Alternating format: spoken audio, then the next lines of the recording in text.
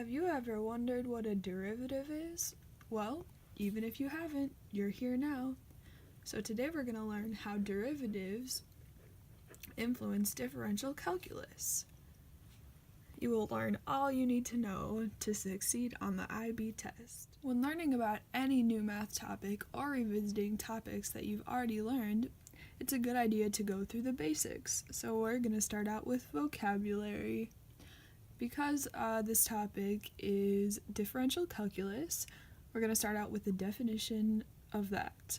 Differential calculus is a branch of math focused on the properties and application of derivatives, along with other things. But today we're going to focus on derivatives. These are the vocab terms that we will be going over.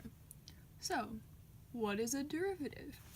A derivative is essentially a way to show the rate of change. It is the amount by which a function is changing at any one given point. So when we have a function, we can find the derivative to find the slope, essentially. If the derivative is positive, the function should be increasing, and if the derivative is negative, the function should be decreasing. So, if we think about derivatives as a sort of gradient, a gradient is essentially the slope. So, the formula y2 minus y1 over x2 minus x1, which finds the slope of any given function. So, the next two definitions are tangent and normal. To start off with tangent, I drew an example right here. A tangent is a straight line just touching at one point. So basically, if this is our point, the tangent would be just touching at this point, not touching anywhere else in the function. And it would essentially show the slope of this one point if you just took this point of the function. And the normal is a line that is perpendicular to the given object or line perpendicular to the tangent at the point. So, a normal is perpendicular to the tangent. So they both intersect at the same point, but they're perpendicular, which means that there is a 90-degree angle. They are opposite each other. So, on a test, if you're asked a question about the derivative, it can be written like this and like this. Just so you know. So you're probably wondering how we actually find the derivative of a function. Okay, so let's say we're given this function. X to the fourth power plus 2x to the third power plus 5.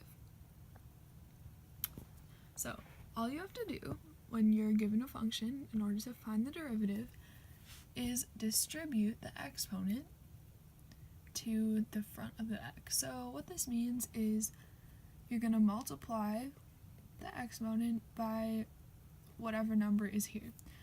So I know that there isn't a physical number there, but because there's x, that means that we have 1x. So 4 times 1 would be 4x. And then what you have to do is take a number away from the exponent. So this term right here would be 4x to the third. So on to the second one, it would be this times this, so 6x to the second. And then because this one does not have an x after it, you would get rid of it.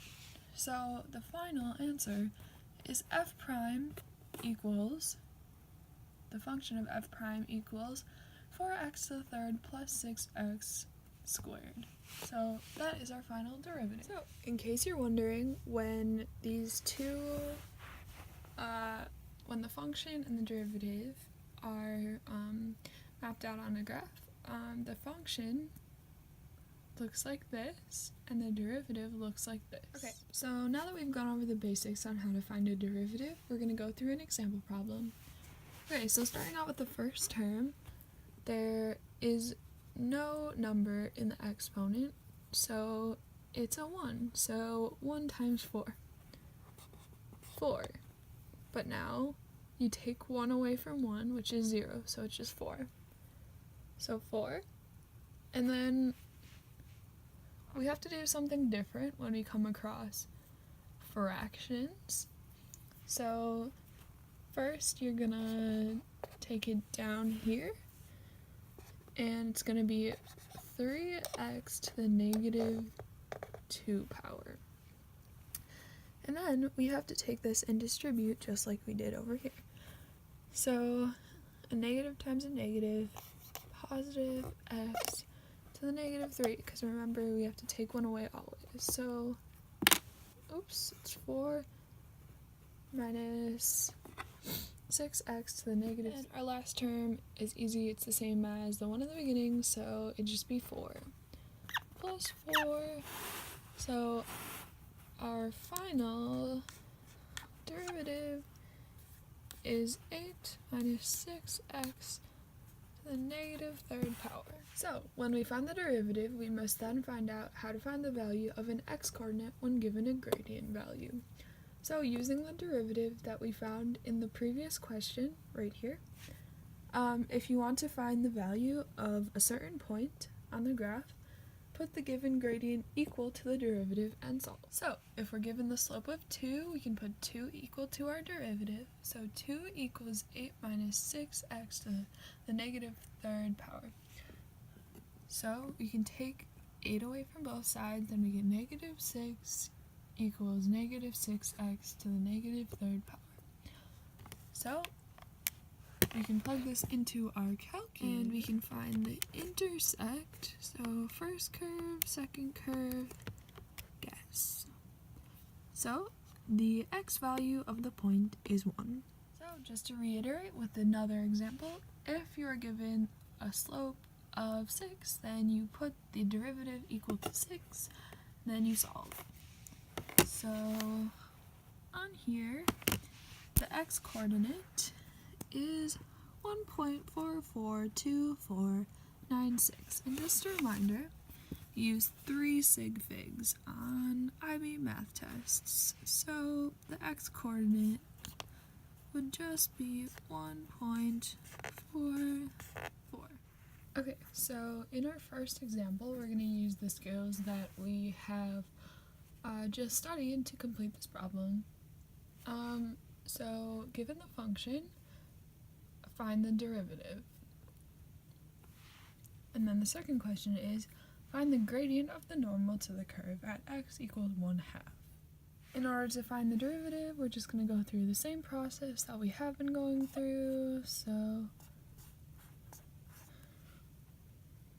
5 times 3, 15x, take 1 away, 2 plus 3 times 2, 6x, take 1 away, 1, so you don't put an exponent, plus 5x to the 4th. Okay, so the second problem is a little different from the ones that we were doing before. Before, we had the gradient and we were trying to find this point, but now we have this point and we're trying to find the gradient. So we put 1/2 into the equation. So, alright, so I just plugged 1/2 into this derivative equation that we found above, and then just plugged this into my calculator and got 7.0625.